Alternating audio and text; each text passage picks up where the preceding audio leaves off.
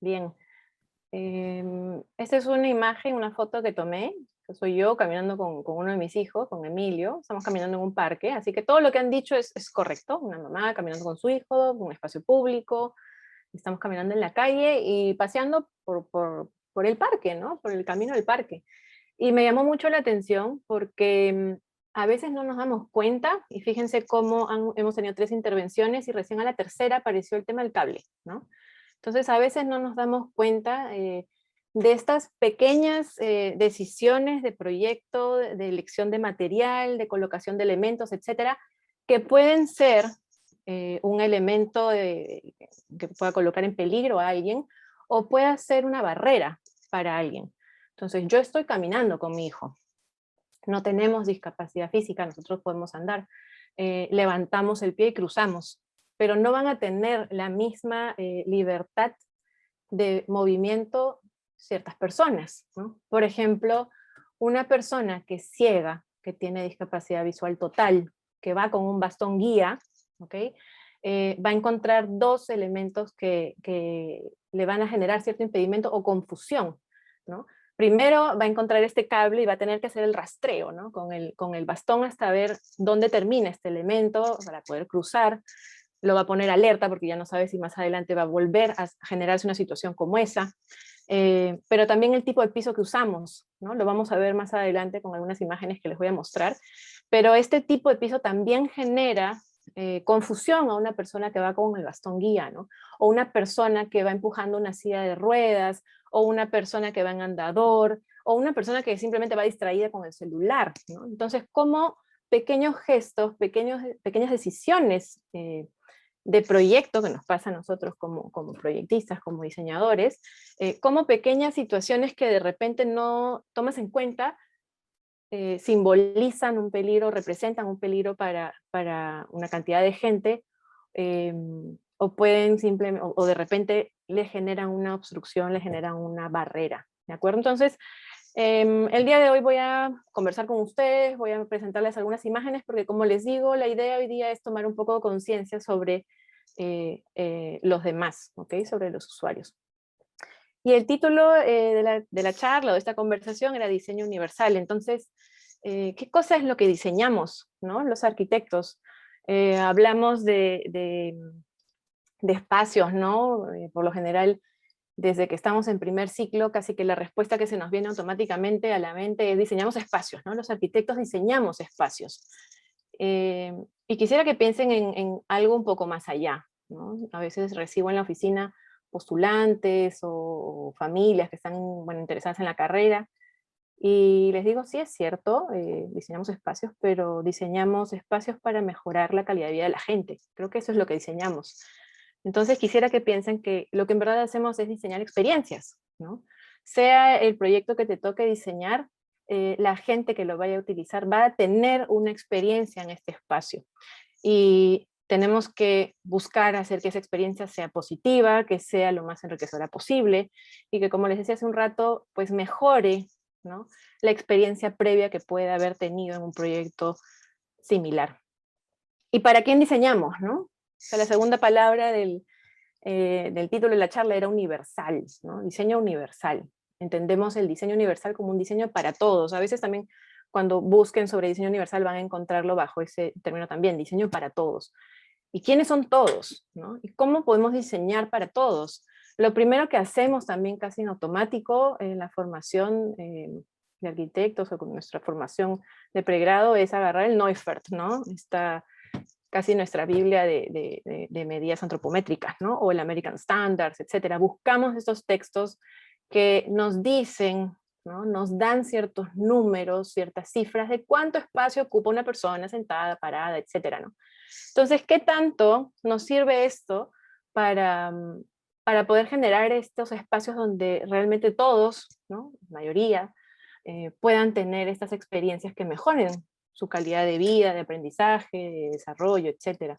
Entonces no queda solamente en una serie de medidas de altura, cuánto ocupas en planta, cuánto ocupas en corte, etcétera, sino que tiene que ver también con esta diferencia de grupos etarios, ¿no? Porque el Neufert no te explica, no hay un capítulo donde te diga, bueno, cuando eres bebé mides esto, cuando eres niño mides esto, cuando eres adolescente, tal, adulto, persona mayor, etcétera, ¿no? Entonces casi que te pone un estándar, ¿no? Entonces, si te quedas en esos números, si te quedas en ese estándar, va a haber mucha gente que, como en la primera foto que les mostré, se va a quedar fuera.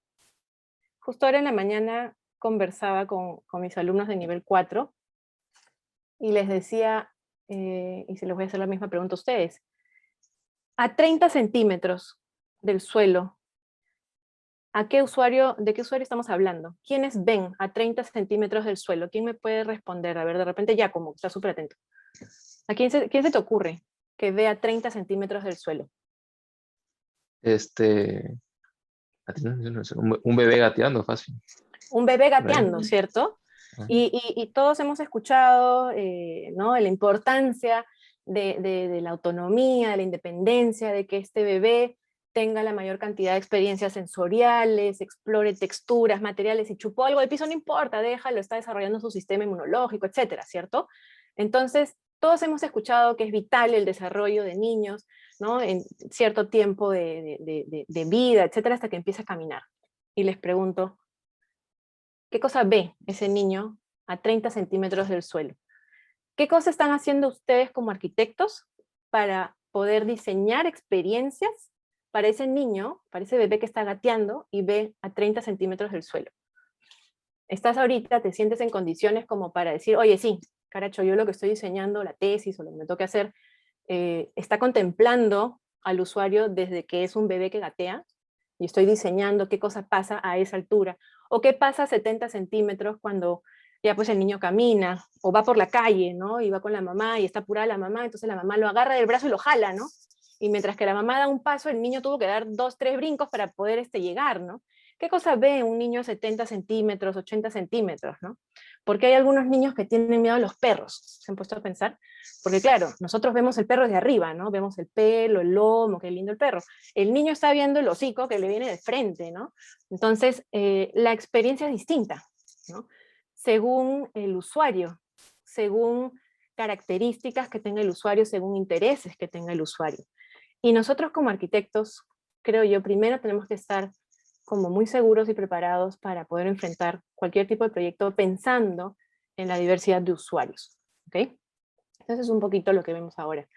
Entonces hablar de diseño universal, hablar de diseño para todos, es entender la complejidad en este gran universo de usuarios, en esta diversidad de usuarios que conviven con nosotros día a día en la ciudad. Y hay situaciones que son permanentes y hay situaciones que son temporales, ¿no? Puede ser, no sé, una chica el día de hoy que está estudiando, el día de mañana sales embarazada, ¿ok? Eres una persona que está llevando cierto peso contigo, ¿ok? Tu movimiento se va a ver limitado en ciertos aspectos, ¿ok? Para los que no saben, yo tengo mellizos, tuve un embarazo gemelar, y la cosa, esto, o sea, era complejo y te pesa el cuerpo y no te puedes parar, no te puedes sentar. Entonces, ¿cómo son los movimientos de una persona que está embarazada? ¿Ok? ¿Cómo son los movimientos de una persona obesa? ¿Cómo son los movimientos de una persona en silla de ruedas o con bastón o empujando un coche, etcétera? Y de eso trata el diseño universal. Habla de entender al usuario con las características y situaciones que vive en un momento determinado, pensando que esto pues, va a continuar también en el tiempo, ¿no? Vamos a hablar un poquito más adelante. Entonces a esto lo conocemos como itinerarios. El itinerario es este espacio que ocupa la gente, ¿ok? Realizando una actividad, llevando peso, empujando una maleta, etc. El Neufert nos va a hablar, ¿no?, de este espacio mínimo de 60 centímetros para que pase una persona, pero no te habla pues de cuánto ocupa la persona con un paraguas abierto o empujando un coche y agarrando a tu hijo de la mano. Entonces, esas son las situaciones de la vida cotidiana, de la vida real, a las que nos tenemos que habituar y tomar conciencia a la hora que diseñamos nuestros espacios, ¿de acuerdo? Por eso les decía, esto va para el proyecto, el tipo de proyecto que vayan a aplicar. A veces se entiende o se malentiende el diseño universal como este diseño pensado para la persona con discapacidad, ¿no? Solamente para proyectos que tienen como usuario final una persona con discapacidad. Y no es así. El diseño universal te habla de tomar conciencia de todos los usuarios. En ese espacio puede haber una persona con discapacidad, pero puede venir con un acompañante, ¿okay? Que no tiene discapacidad física, etc. Entonces, cómo el espacio se prepara para recibir a esta variedad de usuarios. Entonces, regresando al tema de las experiencias, ¿no? Que hablábamos hace un rato de cómo a lo que debemos apuntar es entender de que lo que estamos haciendo con el diseño de los espacios, conexiones, dobles, triples alturas, lo que quieran hacer, son contenedores de experiencias, ¿no? Y los usuarios cambian en el espacio, no son los mismos grupos. Entonces, ¿cómo nuestro espacio ofrece o se prepara para poder generar estas experiencias para distintas personas? Y empezamos entonces con esta imagen. Estos dos de adelante son mis hijos. La primera vez que los llevé a un teatro, tenían un año, un poquito más de un año creo. Era un teatro para bebés, ¿no? Entonces, imagínense cómo es un espacio, ¿no? Cómo es un teatro para bebés, cómo es un espacio que alberga puros bebés, ¿no? Donde el usuario principal son los bebés y todos los papás están atrás. Es un espacio muy, muy sensorial, ¿no? Mucho de estimular sensorialmente al espectador, colores, olores, sonidos, texturas, ¿cierto? Y se busca que esas personas empiecen a desarrollar su autonomía y exploren el lugar, ¿no? Y su conexión con otros a través de los sentidos. Y esto es importante porque muchas veces nos olvidamos que pues tenemos más de un sentido, ¿no? Y nos fijamos muchas veces, la mayoría de las veces, solamente en el sentido de la vista, ¿no? Todo está diseñado, todo está pensado para ser visto. Y si no puedes ver, ¿qué pasa? Y es a través de los cuerpos que nosotros vamos a relacionarnos con otros, ¿no? Y nos relacionamos con otros y nos relacionamos con el contexto en que nos toca vivir o estar en determinado momento. Y acá hay un grupo de niños que está jugando en el parque, jugando en las raíces, todos nos hemos subido a las raíces, probablemente hasta el día de hoy lo hagan, yo lo sigo haciendo. Entonces, ¿cómo es que descubres a través de tu cuerpo, de tu peso, el lugar que ocupas en determinado momento, ¿no? Y como les decía, y vas a entender que es a través de este tipo de interacción que tú te reconoces como individuo, como ser humano, y te reconoces como integrante de un grupo, ¿no? Y que ocupan un espacio en un contexto determinado. Esta es una imagen del Parque Kennedy que me parece ya todos deben a estas alturas conocer, haber caminado por ahí, se deben haber comprado algo, etcétera, ¿no? Y lo bacán de este espacio, ¿no? Es cómo la gente se encuentra, no conoces a quien está a tu lado, completamente extraño, un desconocido total, etcétera, pero estando dentro de este mobiliario urbano fijo, sentado en estos podios, te sientes parte de un grupo, ¿no? Te reconoces como un ser dentro de un grupo, porque paraste a comprar la canchita, las cachangas, etcétera, ¿no? Entonces te sientas y te sientes parte de algo más. Y cómo determinadas situaciones que como diseñadores de repente no contemplamos, los usuarios potencian, descubren, ¿no? ¿A qué voy? De repente esto se pensó para que la gente se siente, ¿no?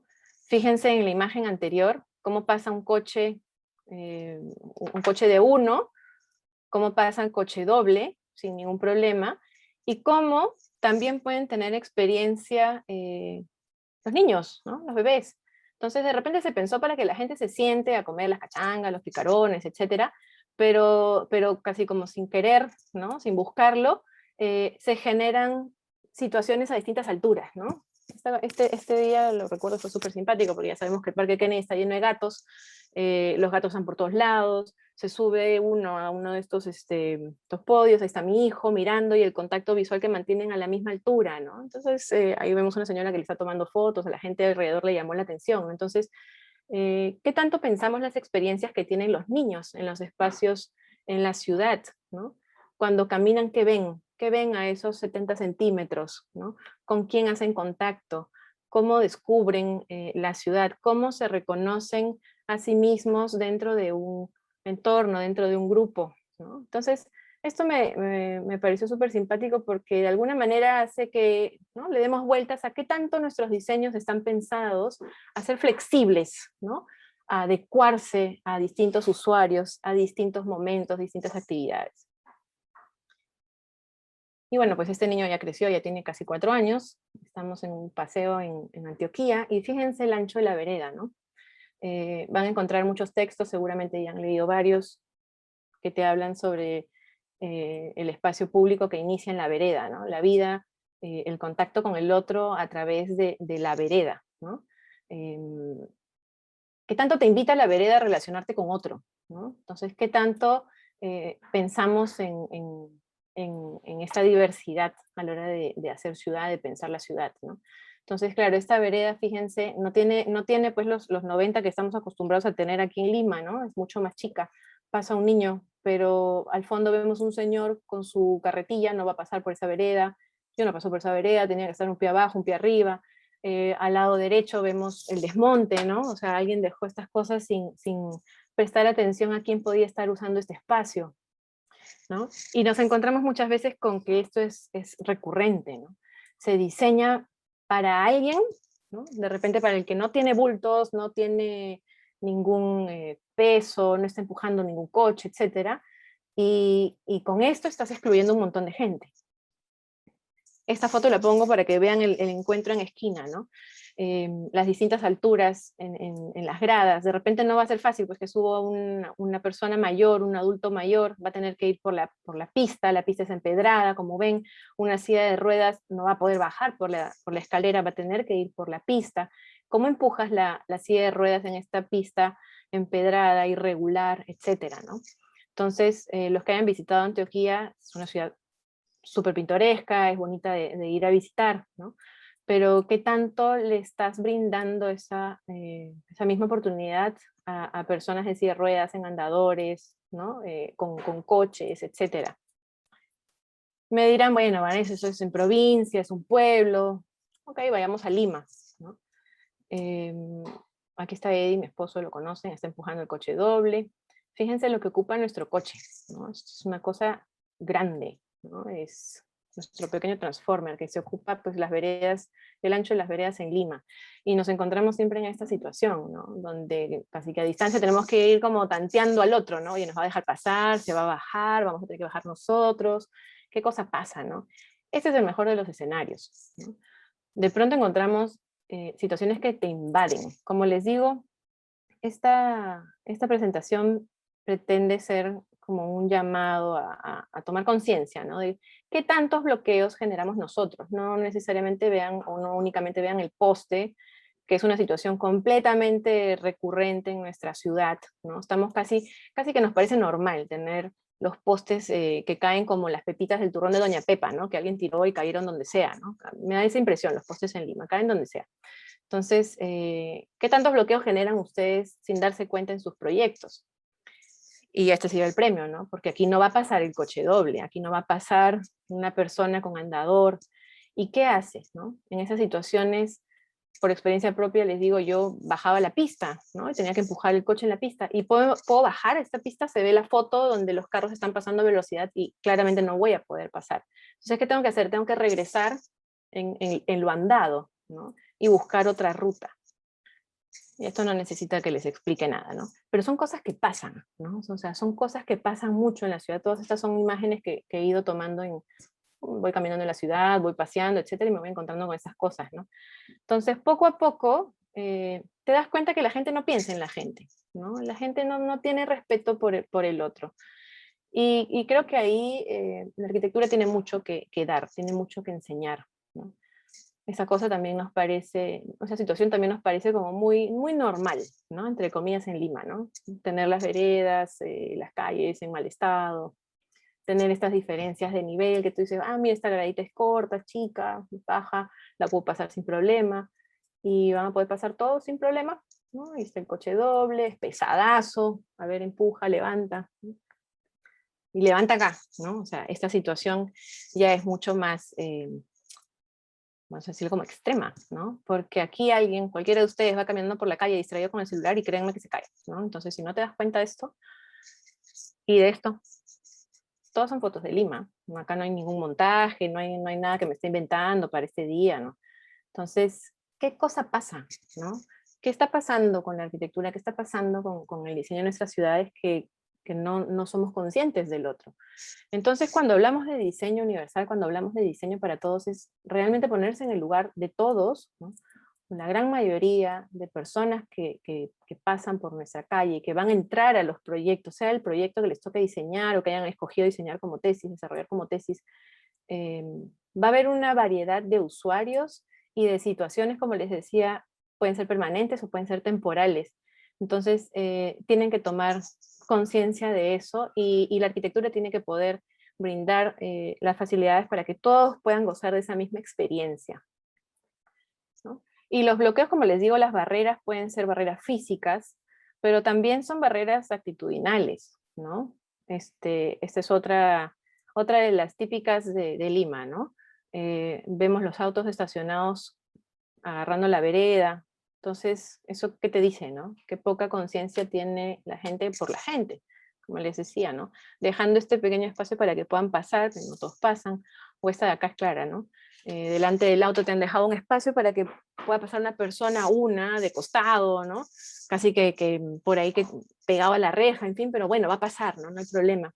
No va a pasar un coche, no va a pasar una silla de ruedas, no va a pasar un andador, una persona que va con el bastón guía, una persona ciega, también va a tener dificultad para pasar, ¿no? Y no solamente el auto, fíjense qué cosa pasa con la reja del garage, ¿no? No cae recta sobre su límite de propiedad, ¿no? Tiene esta como salida invadiendo la vereda, ¿no?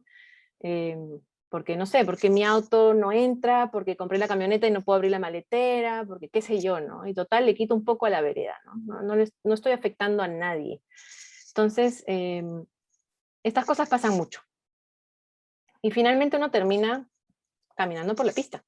Fíjense en la foto arriba a la izquierda, como hay un auto que también bloquea toda la vereda, ¿no?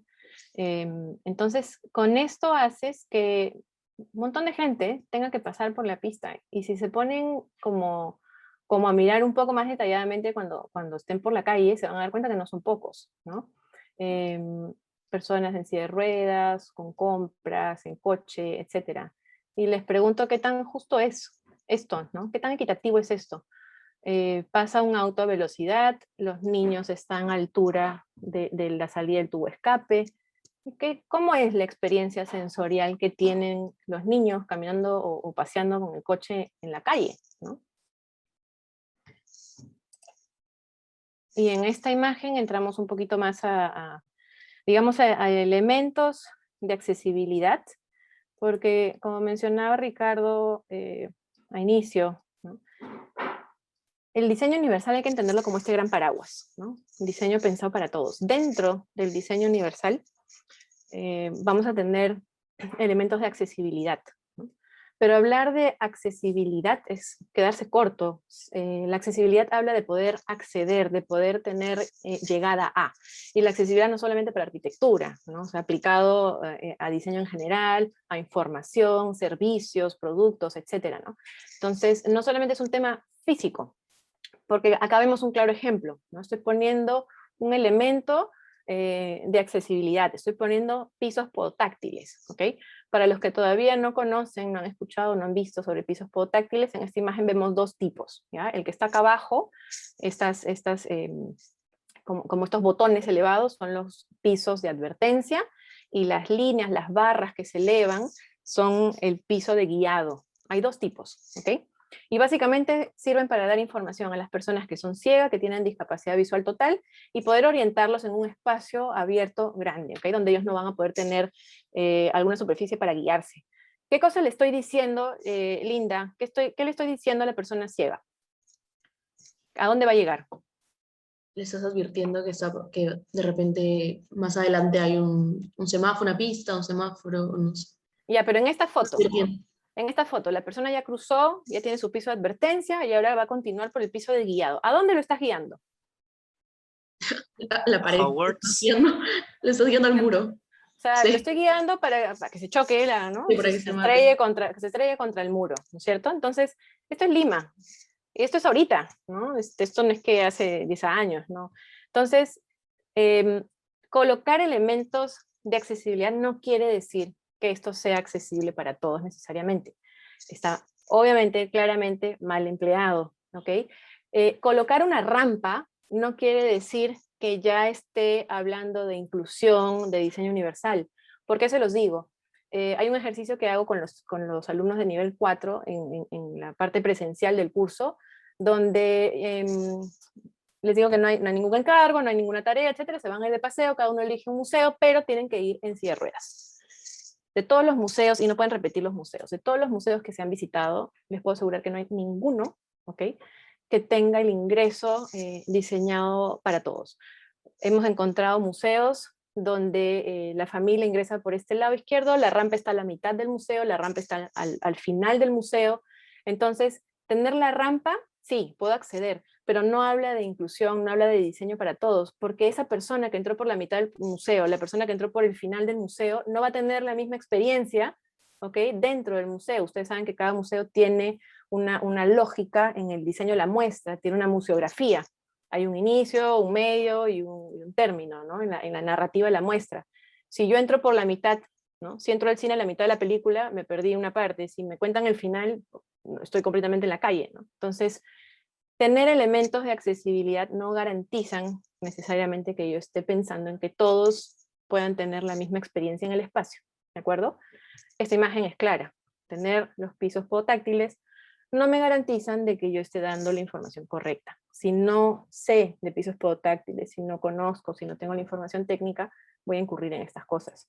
Acá hay otra imagen, para que vean que no es solamente una, que pasó una en Lima. Acá tengo una reja, acá no tengo la reja, ahí tengo el mismo tema, los estoy guiando a la pared, ¿no?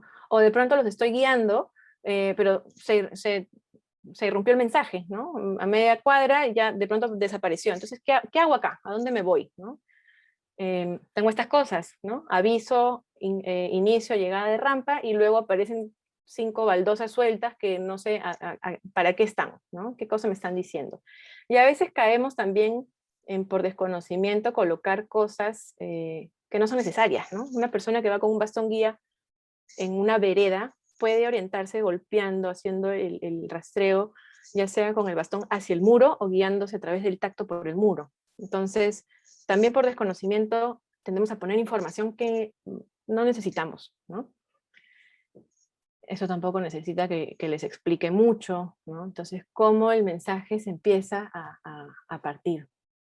Y esta foto la pongo, esta es Avenida del Polo antes de pandemia, antes de la remodelación que han hecho, y la uso porque reúne todo, ¿no? Un poco todo lo que les he venido conversando, ¿no? Y tiene que ver con eso, ¿no? Que cómo no se toma conciencia de la gente y cómo la gente usa el espacio, o la versatilidad de uso del espacio también, ¿no? Un día puedo estar caminando yo sola, al día siguiente puedo ir cargando a un niño, el otro día puedo ir empujando un coche, o de repente tuve un accidente temporal y estoy usando muletas, ¿ok? Entonces, esto es como para que tomen un poco conciencia de cómo los espacios también tienen que ser flexibles al uso, ¿ok?, que puedan dar distintos usuarios. Y los postes horribles, ¿no?, que nos caen por todos lados. Y poco a poco, en Lima se empiezan a dar como estas adecuaciones, ¿no?, buscando brindar información para todos, ¿no?, buscando que las personas puedan moverse con autonomía, con independencia en la ciudad. Entonces, por ejemplo, acá vemos, ¿no?, Miraflores, que ya colocó señales con pictogramas, ¿no?, para personas con TEA, ¿no?, trastorno del espectro autista. Entonces, ¿cómo puedes orientar? Y no solo sirve para una persona con TEA, ¿no? Los pictogramas pueden servir para que los niños entiendan también la información, para que una persona analfabeta también pueda leer la información, o una persona mayor, ¿ok? Empiezan también poco a poco a aparecer más de estas plazas reservadas en la ciudad. Claro, que estamos tarde, sí, pero al menos están apareciendo, ¿no? ¿Qué pasa con el espacio de transferencia, ¿no?, en estos estacionamientos? Fíjense, la plaza está pintada de celeste, pero tiene el sitio de un estacionamiento regular, ¿no? Entonces, ¿qué va a pasar con el espacio de transferencia? Bueno, es que usas la vereda, ¿no? Porque siempre se asume de que la persona con discapacidad física, el usuario de silla de ruedas, no puede ir solo, ¿no? Alguien lo tiene que llevar. Entonces él va a ir en el espacio del copiloto, o en el espacio de se llama? De la persona que va atrás, ¿no? Entonces va a salir por la vereda. ¿Y qué pasa si eres una persona en silla de ruedas que maneja? Porque hay autos adaptados. Aquí en Lima conozco personas que tienen autos adaptados y ellos manejan, ¿no? Desmontan la silla, meten al carro y se ponen a manejar. Entonces, ¿dónde tienen que hacer este cambio? ¿Dónde desarman la silla de ruedas para poder guardarla? En la pista. Entonces expones al otro auto que puede venir a velocidad, etcétera, ¿no? Y esto de acá también se los traigo, porque esto sí es relativamente nuevo, los espacios reservados para personas embarazadas, adultos mayores y personas con coches, ¿no? Que son cosas que también deben contemplar ustedes en sus proyectos, así la norma no lo exija,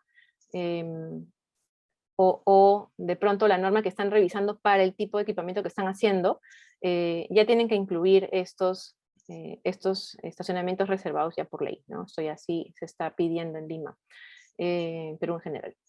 ¿Qué cosas son estos estacionamientos pintados de amarillo, reservados para estas condiciones, ¿ok?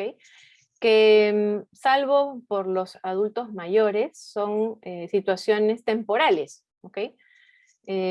Das a luz, ¿ok? Y después ya no tendrás que usar el coche, sigues usando la plaza, y en el momento que dejas de usar el coche, pues ya no usas este estacionamiento. ¿Por qué es importante? Muchas veces se piensa que teniendo el estacionamiento, la plaza reservada para silla de ruedas es suficiente, ¿no? Esa plaza la pueden usar todos. Y les cuento algo que me pasó a mí estando embarazada, ¿no? Ya les dije que tengo mellizos, mi embarazo fue un embarazo de riesgo, todo embarazo gemelar siempre se considera un embarazo de riesgo, tuve 2 amenazas de aborto, entonces yo tenía que andar con cuidado, ¿ya? Y me pasaba que cuando salía a la calle, no habían estos espacios, no habían los estacionamientos reservados pues para personas embarazadas, con coche, etcétera, y cuando intentaba estacionarme en el de persona con discapacidad, persona con silla de ruedas, me decían que no podía estacionarme ahí, por más que explicaba, etcétera, me decían que no, entonces me mandaban lejos y te exponen a ese riesgo de tener que caminar tanto para llegar al espacio y es un riesgo caminar en esas condiciones, etcétera, ¿no? Entonces, ahora vamos a ir viendo a qué va esto. Y tiene que ser claro, ¿no? Tiene que estar en un sitio accesible, fácil llegada, al costado de la puerta, al costado del ingreso, bien señalizado, perdón, porque caso contrario no se va a ver y no se va a respetar. Estos espacios para circular también al costado de las pistas que ya se están exigiendo.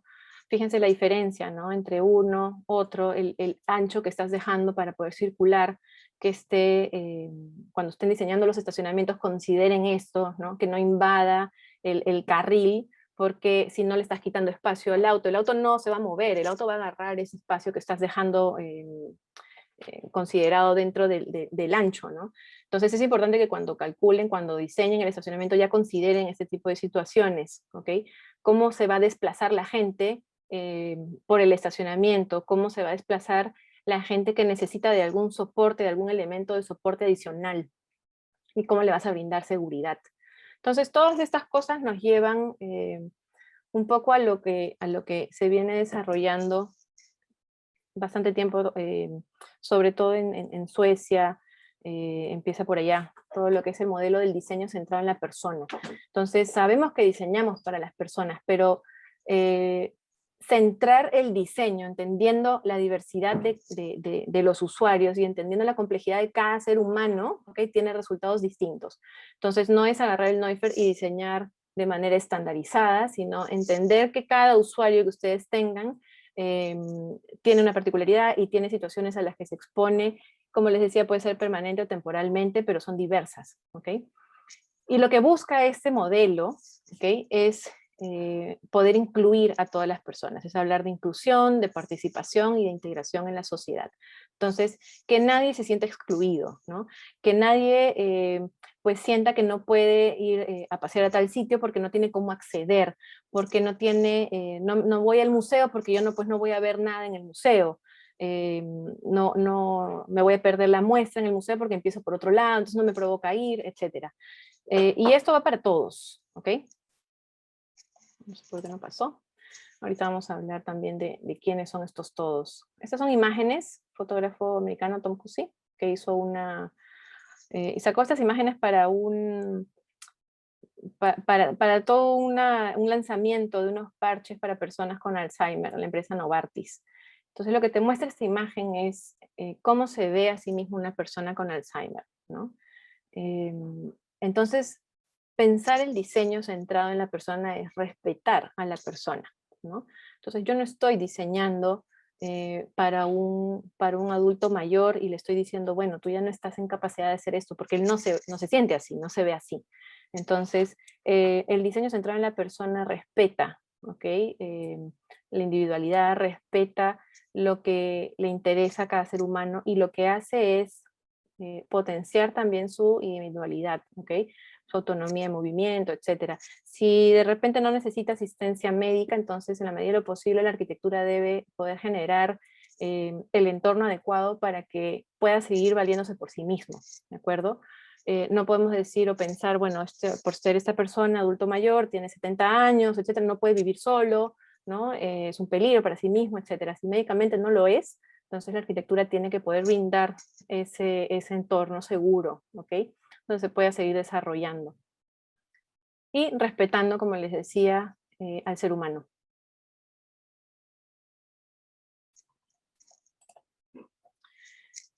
Y un poco sobre esto, hay algunos documentos que ustedes, también dependiendo del tema que aborden, van a ir encontrando.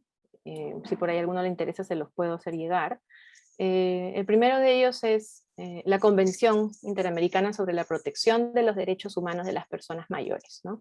Este documento básicamente lo que hace es colocar ciertos acuerdos que se tomaron en esta convención, donde se prioriza, ¿no?, la accesibilidad para personas mayores, la independencia de movimiento, que todos tengan igual opción de movilidad en el espacio público, vivienda, etc.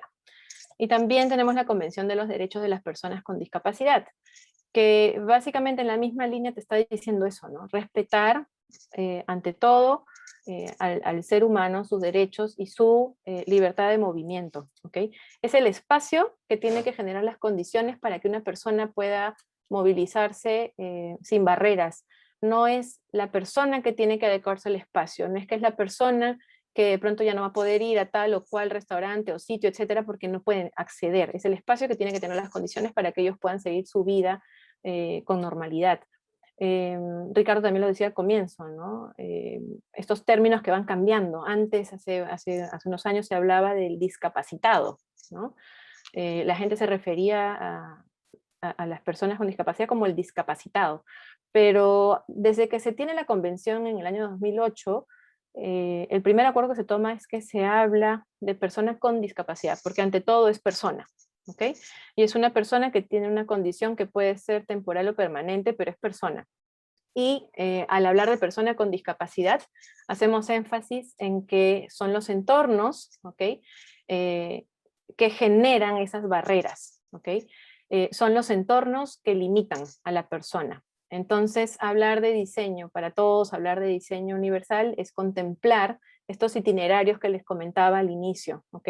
Contemplar cuáles son estos espacios vitales que necesita la gente para moverse con autonomía y seguridad.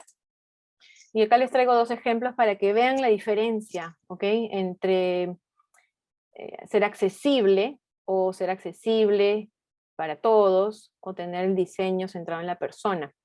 Vamos a ver dos ejemplos rápidos. Estamos bien de tiempo, ¿no, Rick? Sí. Ya. Me avisas, ¿eh? Chévere. Tenemos dos ejemplos, ya uno en España, uno en Austria. Los dos van a ser centros para personas mayores. Este es un centro geriátrico. Y fíjense los espacios, ¿ya? Fíjense esta conexión, ¿no?, con el exterior. O sea, acá vemos una enfermera que está paseando a alguien en silla de ruedas, ¿no? Esta es la planta.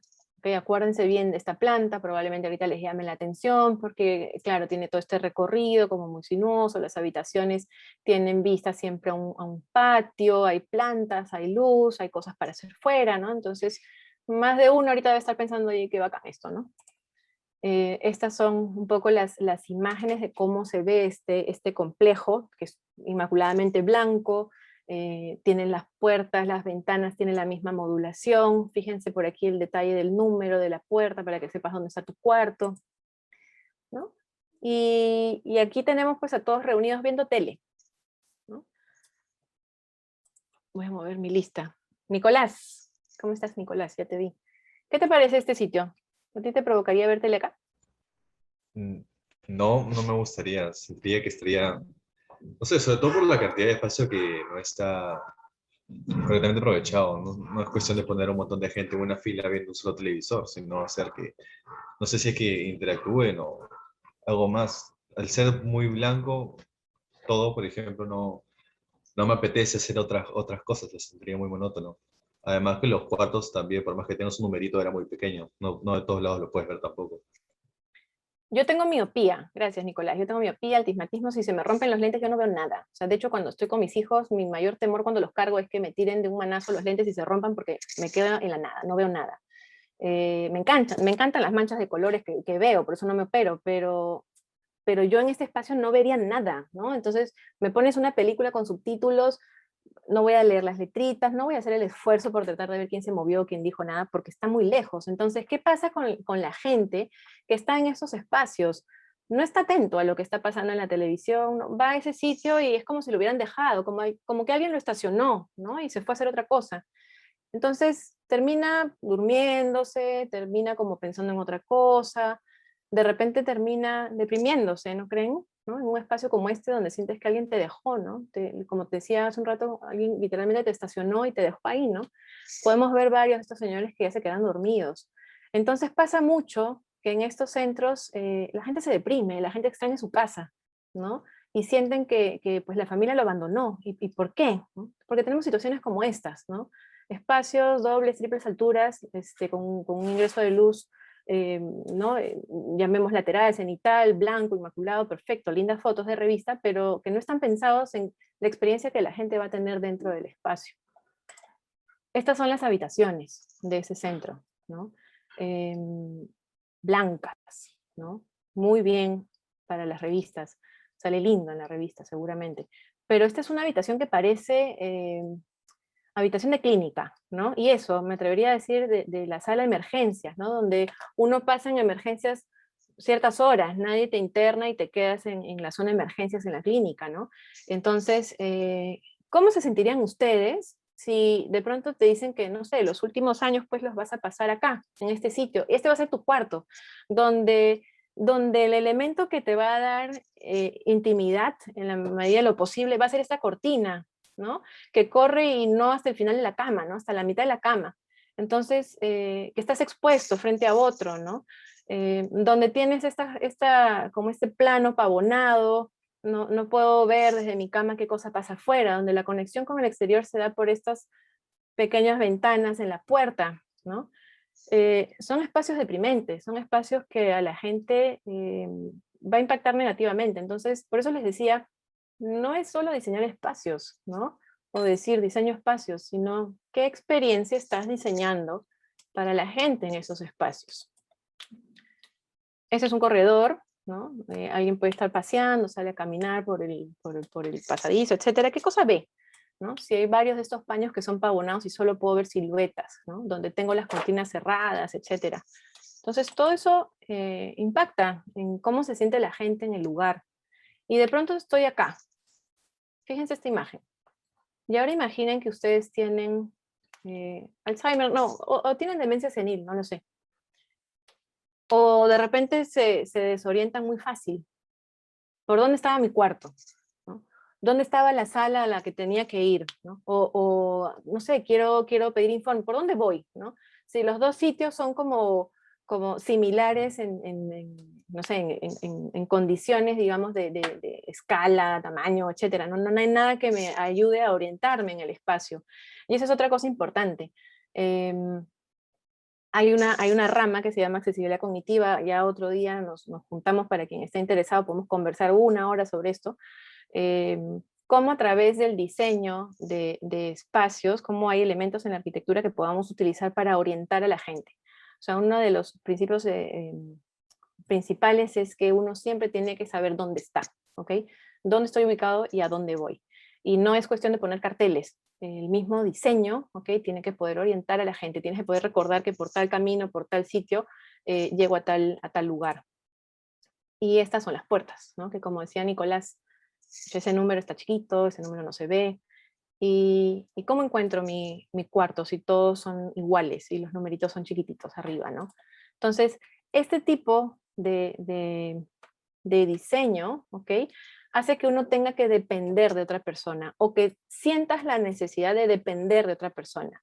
Y de repente no lo necesitas, estás en todas tus facultades, etcétera, pero al no poder sentirte seguro en un espacio como este, dependes de otra persona. Y cuando empiezas a depender de otra persona, sientes, ¿no? que te sientes de alguna manera como inútil, llamémosle así.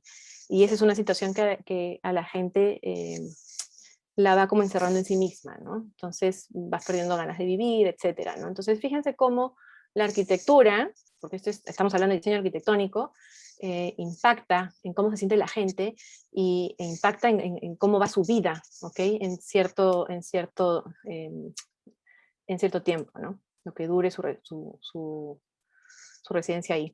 Versus, vamos a ver este otro caso, ¿ya? Solamente para que vean la diferencia de entender la importancia del diseño universal o del diseño centrado en la persona, ¿no? Estamos pensando en la gente. Este es el esquema, ¿ya? Versus el otro esquema que era como esta super anaconda, ¿no? Inicio, fin, esta cinta infinita, ¿no?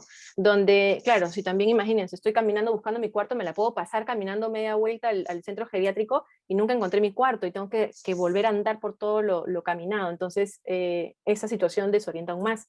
Entonces, versus ese modelo, tenemos este de aquí, ¿no? Donde lo que se trabaja es como por núcleos, por zonas, ¿no? Se tiende a agrupar una cantidad de habitaciones para que funcionen como núcleo, ¿no? Hay como vecinos. Entonces, me oriento de esa manera. Hablando en términos cognitivos, ¿ok? Esto también tiene un montón de situaciones por mejorar, ¿no? Porque los bloques son similares, esto es simétrico, entonces la gente también se puede desubicar fácilmente, tiene el efecto laberinto, hablando de accesibilidad cognitiva, no hay un nodo que te oriente, etc. Hay varias cosas, ¿ya? Pero fíjense la diferencia. Cuando piensas en darle calidad de vida a la gente, cuando piensas en la gente, ¿no? Este es el comedor, que claramente es una zona que está buscando que la gente se encuentre, se integre, busca que se vea más como un hogar, ¿no? Donde de repente estás compartiendo con amigos, te mudaste con amigos, etcétera, ¿no? La escala de los espacios, los materiales que utilizas, pero sobre todo aquí la escala, la proporción y cómo se relaciona este espacio interior con el exterior. Vamos a verlo en otras imágenes, cómo este espacio exterior también se diseña. O sea, hay una conversación entre interior y exterior, ¿no? Para que la gente no solamente se sienta segura, orientada, sino que disfrute también del espacio, que le provoque caminar, que le provoque salir de su cuarto, ¿ok? Fíjense estos espacios como intermedios, digamos, ¿no? Tengo relación vertical entre niveles, entre interior y exterior, tengo este corredor que me permite caminar, pero me permite también recibir la luz del sol, ¿no? Entonces no estoy siempre como encerrado dentro del recinto, sino que puedo caminar libremente cuando me provoque, me cae el sol, puedo, no sé, sentir el aire, ¿okay? Puedo sentir distintos olores, y fíjense al final o en el cruce de estos caminos hay una banca, ¿no? Entonces puedo descansar también, esto también es importante. Si estás pensando en la gente, piensa como tu usuario, ¿ok? Si te toca diseñar para niños, piensa que eres un niño, ¿ok? Sea que te mandaron a diseñar el cuarto de tu hermano, que tiene 4 años, o te tocó el centro geriátrico, lo que te haya tocado, ponte en el lugar de la gente, ¿ok? ¿Cómo usa la gente el espacio? ¿Cómo le gustaría o qué necesita que tenga ese espacio para poder desarrollarse mejor? Entonces, aquí, por ejemplo, esa banca es fundamental, ¿no? Una persona mayor, un adulto mayor, tiene que poder descansar. Y esta es una de las habitaciones. Entonces, se le da la opción al usuario de personalizar la habitación. En este centro, ellos traen sus muebles de la casa, etcétera, y acondicionan este espacio para que cada uno digamos, se apropie de su cuarto. Entonces es mi cuarto, ya no estoy en el otro que parecía atención de emergencias, ¿no? Ese es mi cuarto, este es mi recinto, ¿no? Entonces, estas ganas de, ¿no? de tener lo propio, y fíjense la relación con el exterior, ¿no? Mucha luz, muchas ventanas para poder ver, tengo la puerta para poder salir incluso, ¿no? Entonces tengo como esta doble flujo, ¿no? Hacia el interior del recinto, o puedo salir a los jardines, etc. Y hemos hablado, les he ido soltando algunas imágenes para llegar a este punto, ¿no? El diseño universal tiene 7 principios, ¿ok? Que ustedes deben buscar, aplicar, tener en sus proyectos para de alguna manera poder garantizar, ¿no? que están pensando en todos. Y quise hacerlo de esa manera para que no suene como a clase dura, ¿no? De colegio donde apunta, ¿no? Uso equitativo número 1. Entonces hemos hablado de varias situaciones y van a ver cómo todas esas situaciones se ven reflejadas en estos 7 criterios, ¿de acuerdo? El primero es el uso equitativo del espacio. Ojo, recuerden que hablar de diseño universal no es solo hablar de diseño universal en arquitectura. Esto es, se aplica a pues todas las profesiones igual, ¿no? O sea, diseño universal para productos, servicios, etcétera, ¿no? Hablando de arquitectura, este uso equitativo, ¿no? va a buscar, en la medida de lo posible, las mismas formas de uso del espacio, cuando sea posible, y si no se puede, buscar un equivalente, ¿ok? Pero que todos puedan acceder, que todos puedan tener esa misma experiencia en el espacio, ¿ok?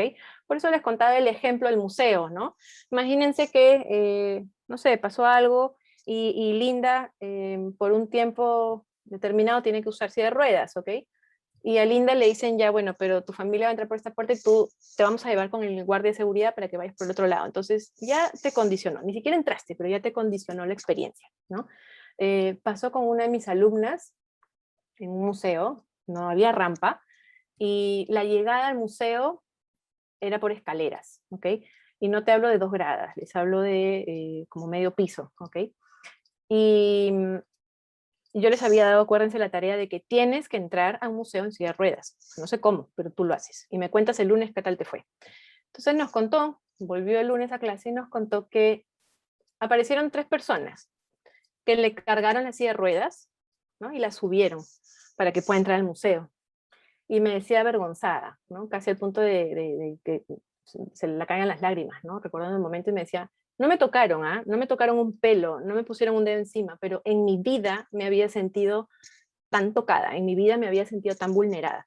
Agarraron la silla, pero el hecho de que la tengan que agarrar la silla, cargarla y subirla, hizo que ella sienta que estaban invadiendo absolutamente todo su espacio personal, en fin. Entonces, fíjense cómo pequeños detalles como esos hacen que la experiencia de uno en el espacio cambie por completo, y son experiencias que te marcan el resto de tu vida, ¿no? El segundo principio del diseño universal es el uso flexible del espacio, ¿ok? Distintas formas de uso del espacio. Por ahí ven, porque cada uno de esos principios tiene su desplegable, por así decirlo, ¿no? Les hablan de que, claro, que el servicio, que el objeto se puede usar tanto para diestros como zurdos, pero hablando del espacio, yo les diría que el espacio lo pueda usar este bebé que gatea y mira a 30 centímetros del piso, que lo pueda usar el niño a 70 centímetros, que lo pueda usar el adolescente, el adulto mayor, la persona con discapacidad, ¿ok? Que lo puedan usar todos. Entonces, mientras más igualdad, más inclusión tengan ustedes, mayor uso flexible va a tener ese espacio. Va a poder entrar quien quiera entrar, y esa es un poco la premisa, ¿ok? Diseñamos para la gente, no diseñamos para la gente que puede caminar, no diseñamos para la gente que puede ver, diseñamos para la gente. Entonces entiendan que en este grupo, hablando de gente, hay una diversidad amplia, ¿ok? El tercer principio es el uso simple e intuitivo, ¿ok? En términos de un producto, claro, cuando se han comprado ustedes alguna cosa y han volteado la etiqueta y aparecía pues un montón de letras chiquitas, ¿no? No te provoca ni leerlas, ¿no? Mientras más indicaciones y cosas que leer tengas, ya te da como lata, ¿no? Verlo y entenderlo. Hablando de arquitectura, mientras más rápido de ubicarme, de orientarme sea, mejor. Yo tengo que llegar a un sitio y saber dónde estoy parado, por dónde tengo que ir, por dónde sigue el recorrido, por dónde está la salida, ¿ok? A dónde tengo que llegar. No puede ser que yo entre a un espacio y me desoriente por completo. O sea, la zona de acogida es importantísima en el proyecto, ¿no? Y si estamos hablando de un proyecto público, ¿no? Este filtro entre la calle y el edificio es importante. La zona de acogida, como les decía, va a ser fundamental, ¿no? Este espacio donde yo llego y me oriento, me ubico, y que sin mayor indicación tú puedas orientar a la gente, orientar a las personas a través de los espacios. Tu arquitectura, tu diseño tiene que poder orientar y ubicar a la gente. El cuarto principio es que la información sea comprensible, ¿ok? Y la información comprensible para esta diversidad de usuarios que hablábamos, porque no todos van a poder ver, ¿ok? Sea que tenga discapacidad visual total, y ahí hago un paréntesis, lo correcto es hablar de persona con discapacidad, acuérdense. Entonces, persona con discapacidad visual o persona ciega también está bien dicho, ¿no? Persona sorda, persona con discapacidad auditiva, ¿ok? Sordito, mudito, ¿no? Todos los hitos, eso no van, ¿no? Hablemos con propiedad y sin temor a expresarnos bien, persona con discapacidad, ¿ok? Que la información sea comprensible para todos, que sea comprensible para un niño, porque ¿qué pasa si el niño se pierde? ¿Ok? ¿Cómo se orienta un niño? ¿No? Ya sabemos que te llaman por el megáfono, ¿no? Señora tal, su niño está acá, pero ¿cómo hace el niño para saber dónde tiene que ir para pedir información o buscar, etcétera? ¿Cómo se orienta? Lo mismo para una persona, como les decía, con discapacidad visual total, una persona ciega, a través de la información en braille, los pisos podotáctiles, pero también tu arquitectura habla, ¿no? Porque ustedes no van a encontrar en ninguna una pared, ¿no? Con texto braille escrito así a todo lo largo, ¿no? Hace poco estaba circulando en redes, no sé si lo vieron, una foto de un mirador que tenía la baranda y tenía un texto escrito en braille, ¿lo vieron? Y tenía un texto así a lo largo de toda la baranda, ¿no? Entonces decíamos, claro, o sea, bacán, pero eso sirve para generar conciencia para las personas que ven, porque una persona ciega no se va a caminar pues toda la baranda leyendo a ver qué cosa dice, ¿no? La persona ciega va a ir al letrero, donde está la información en braille, va a leer la información. Entonces, les decía, la arquitectura también habla, porque ustedes van a elegir unos materiales, ¿cierto? Entonces la textura del material al tacto es distinta. Agarren la pared que tienen al costado, agarren la mesa y fíjense la temperatura que tiene el material. Eso habla, eso orienta, ¿no? Entonces yo me puedo guiar a través del tacto. Puedo guiarme a través de los pies, como decía, con el piso podotáctil, pero yo puedo hacer el rastreo. Les estoy como soltando ciertos términos para que aprendan cómo se llama, el rastreo cuando toco con el dorso, ¿no? de la palma de la mano el muro. Los niños, las personas ciegas se guían por el tacto, a través del rastreo en los muros, y sienten la textura, y sienten relieve, sienten temperatura, y con eso se orientan. Entonces, cuando escoges los materiales para las superficies, estás escogiendo también, o estás como determinando también cierto tipo de información, cómo vas a guiar a la gente, ¿no? En esta imagen, ¿se acuerdan del centro geriátrico en España que tenía como este espacio circular con las cortinas guindas al centro, que yo les decía, ¿no? Te desorientas, no sabes ir por la izquierda o derecha?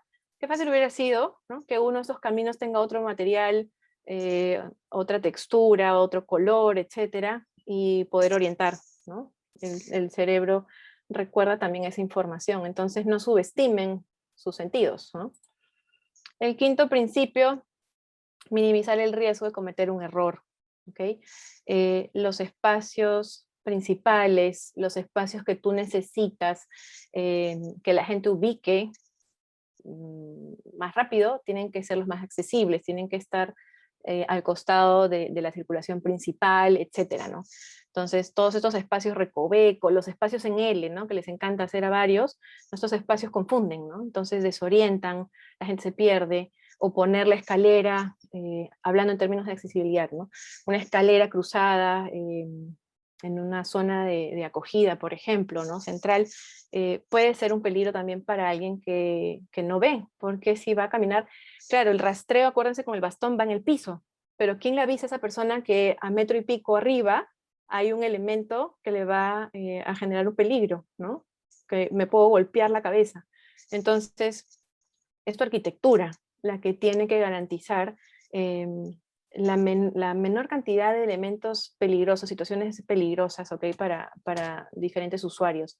No es estas barras o los conos de seguridad, no. Como tu arquitectura también genera un entorno seguro para todos. El sexto principio habla del mínimo esfuerzo físico, ¿ok? Y ahora, después de haber visto todas las imágenes, yo sé que estos principios son mucho más fáciles de entender, ¿se dan cuenta?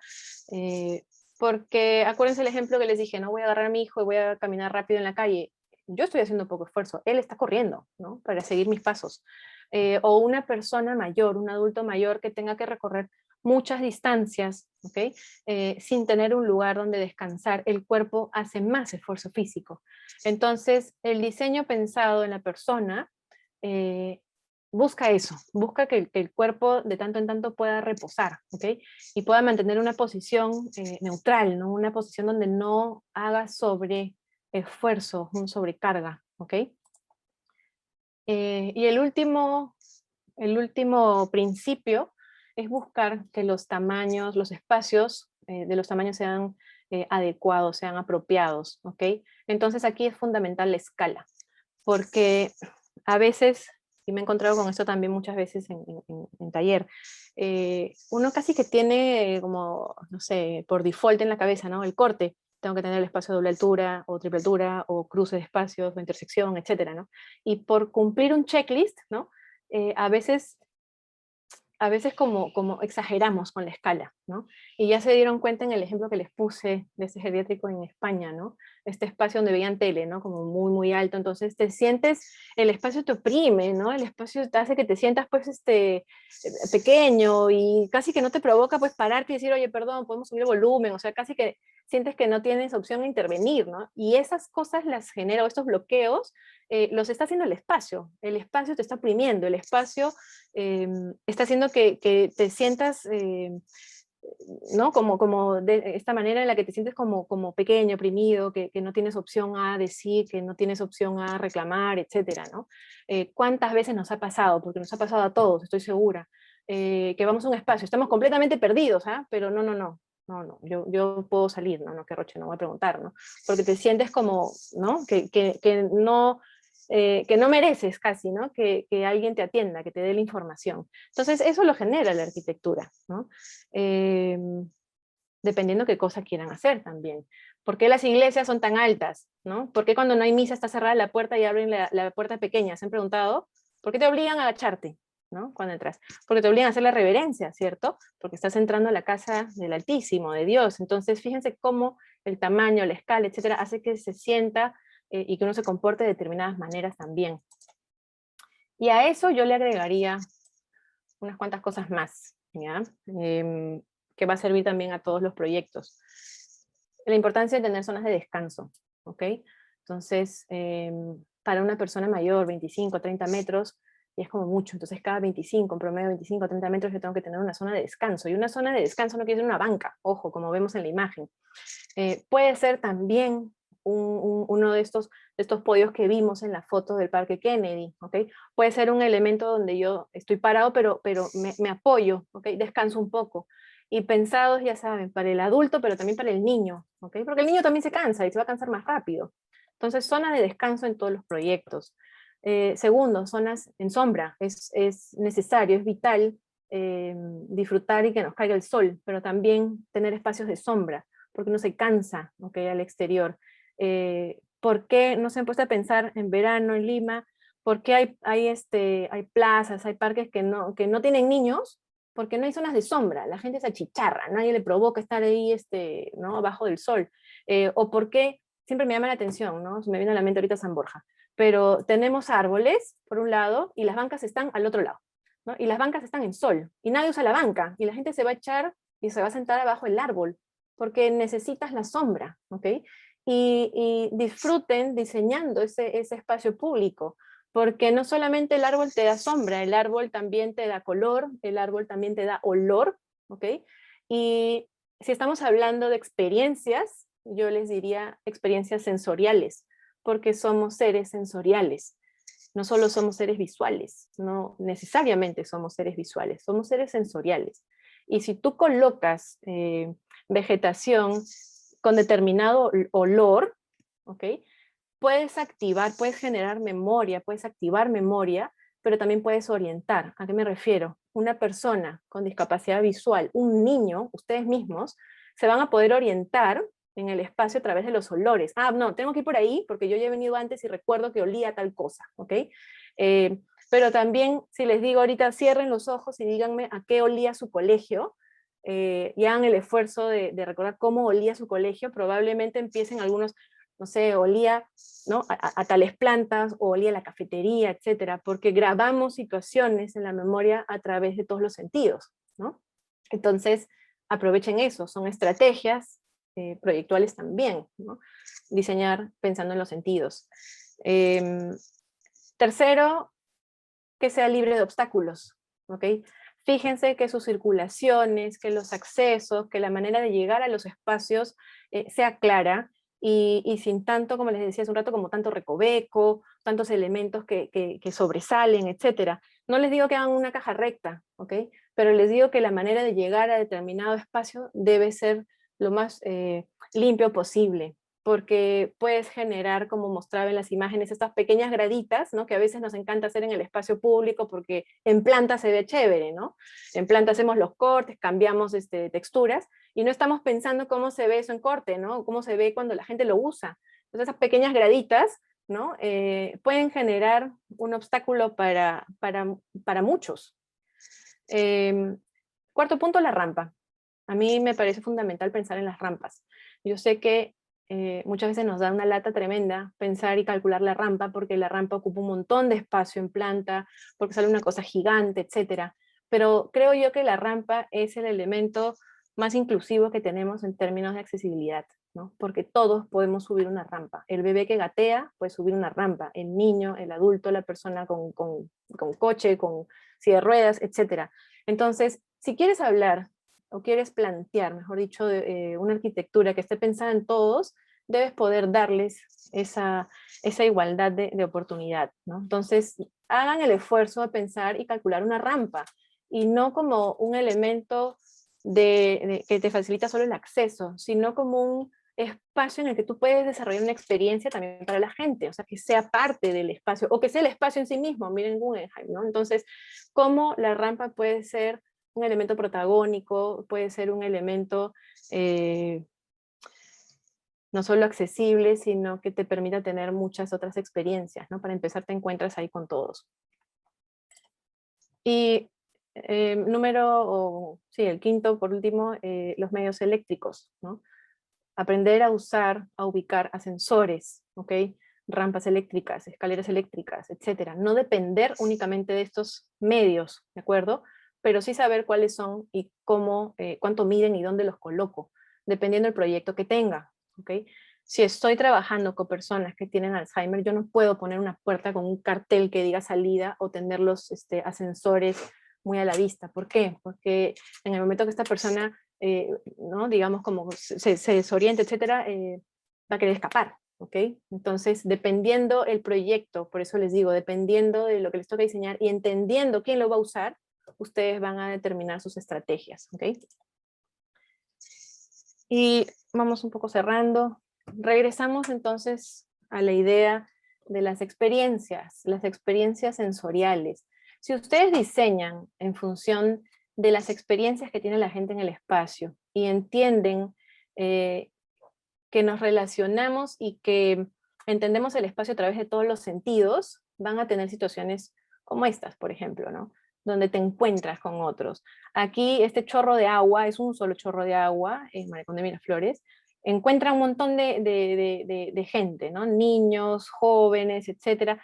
Puedo tener silla de ruedas, puedo tener silla de ruedas, puedo tener andador, puedo estar gateando, da igual, ¿no? Nos junta, nos reúne. Y si yo no puedo ver, puedo escuchar el chorro de agua, o puedo abrir la boca y puedo sentir el agua, ¿no? Y puedo escuchar también los sonidos, etcétera, ¿no? Entonces, ¿cómo te integra, ¿no?, pensar a través de los sentidos? Les traigo esto para que lo conozcan, porque es importante también que vayan viendo proyectos en la ciudad. Hace poquito se inauguró el Parque de los Sentidos en Lima, ¿no? Y que estaría bueno que cuando puedan se den una vuelta. Y lo que busca es eso, ¿no? Es que todo el que visita el parque, niños, jóvenes, adultos, puedan tener experiencias a través de los sentidos. Y hablamos del primer parque inclusivo en Lima. Ojo, inclusivo no es igual a accesible, ya lo saben, porque un parque accesible puede tener un columpio para un niño en silla de ruedas, pero lo tiene separado, ¿ok? Hablar de inclusión es que están juntos, están integrados. A nadie le gusta ir al cine, ¿ok? Soy un usuario en silla de ruedas, no me gusta ir al cine porque no puedo ir en grupo. ¿Por qué? Porque mi grupo se va a sentar adelante y yo me voy a quedar atrás, en la última fila, ¿no? ¿No les ha pasado eso? Qué feo, ¿no? O voy a una graduación, ¿no? Y a mí me sientan atrás, o voy al teatro y me sientan atrás, y mi grupo y mi familia está adelante. Eso no es inclusión. Sí, es accesible, tengo una rampa, tengo un espacio donde poner la silla, pero eso no es hablar de inclusión, ¿ok? Entonces, lo que tienen que buscar ustedes con su proyecto es incluir a todos, ¿ok? Igualdad de oportunidades de disfrute del espacio para todos. Y eso pasa en esta imagen, ¿no? O sea, vemos un museo, hay una pieza, y la puedo ver o la puedo tocar. Entonces, hablar de inclusión es eso, poder generar estas situaciones para todos, el disfrute de todos. No es lo mismo que esto. Si es un niño que es ciego,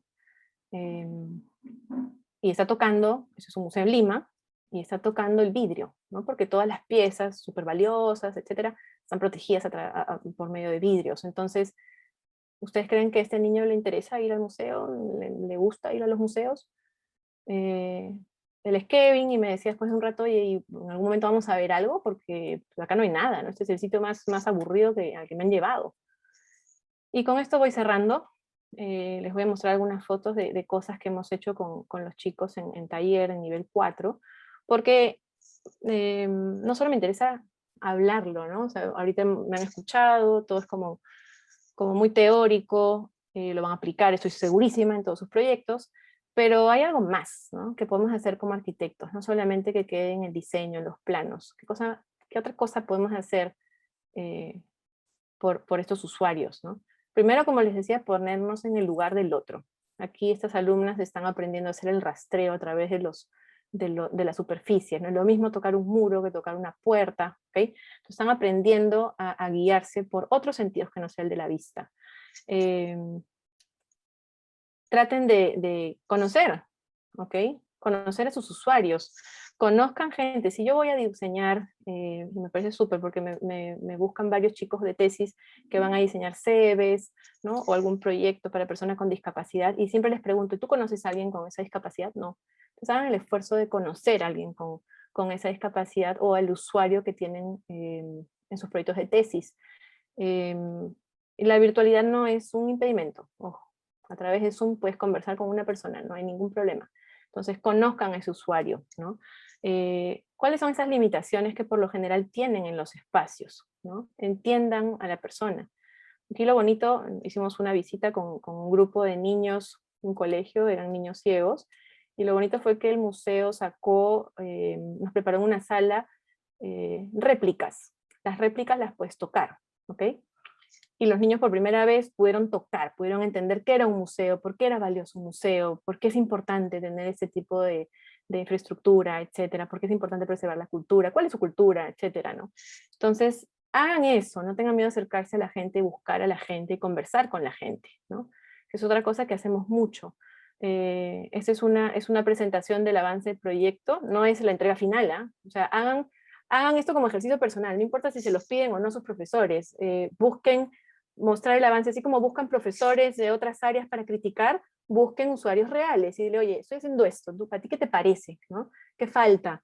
Hablen con el usuario, ¿no? Tengan este como diseño, no te voy a decir participativo, pero sí integrador, ¿no? Los que están en la foto, si se dan cuenta, las sillas son diferentes a las que estamos habituados a ver, ¿no? Ellos son para deportistas. Pertenecen a la Selección Nacional de Tenis, ¿no? de paratenis. Entonces, las sillas son distintas. Estas sillas son las que les digo que se desarman. Ellos manejan, ¿no? Entonces van, hacen la transferencia al auto, desarman la silla, la meten. Entonces, es interesante también conocer, ¿no? Cómo va su día a día para saber cómo podemos ayudarlos a mejorar, ¿no? o esta es una persona ciega también viendo la maqueta, cuando tengan la oportunidad presente en el proyecto, presente en la maqueta, para que no solamente el proyecto sea inclusivo, sino la manera en la que tú comunicas tu proyecto sea inclusiva. Que seas un arquitecto que ahorita en medio año vas a terminar la carrera y puedas no solamente diseñar para una persona con discapacidad, por ejemplo, visual, sino que seas capaz de explicarle tu proyecto a una persona que es ciega, donde tu PowerPoint y tu plano súper bien valorado y ploteado en Canson, si quieres, no va a servir, ¿ok? ¿Qué herramientas tienes el día de hoy para explicar tu proyecto a alguien que no puede ver tu maqueta, o perdón, tus planos, etcétera, ¿no? Este plano tiene pisos podotáctiles, este es un plano áptico, si no puedo ver el plano, tengo que buscar otras herramientas para comunicar mi proyecto. Entonces, esto es hablar de inclusión. Entonces, busquen medios también donde ustedes sean capaces de explicar el proyecto a todos, a un niño, a un adulto, pero también a una persona con discapacidad visual total, por ejemplo, ¿no? Aprenden braille, no es complicado, hacen las memorias, perdón, las leyendas en braille, tenemos un niño leyendo las leyendas, las memorias van en braille, entonces hagan como esfuerzo adicional, ¿no? Que no es que sea algo adicional, especial, distinto, ¿no? Deberíamos hacerlo todos, creo yo, ¿no? Estar en condiciones de poder explicar nuestro proyecto a cualquier persona. Y bueno, y acá ven un poquito la conversación con los chicos, cómo le van explicando la maqueta, los proyectos, y lo simpático, esto lo hacíamos en presencial, ojalá que lo volvamos a hacer, lo simpático es que cada ciclo se iban juntando, ¿no? De otras promociones, iban a presentar el proyecto, etc. Así que bueno, los dejo con esta última foto, que es la primera, para que recuerden un poco todo lo que hemos hablado y la importancia de cómo todas estas pequeñas acciones, estas pequeñas decisiones que vamos tomando afectan realmente a los demás. Así que bueno, ese es un poquito lo que quería compartir con ustedes, y muchas gracias Ricardo, Carmen, por el espacio.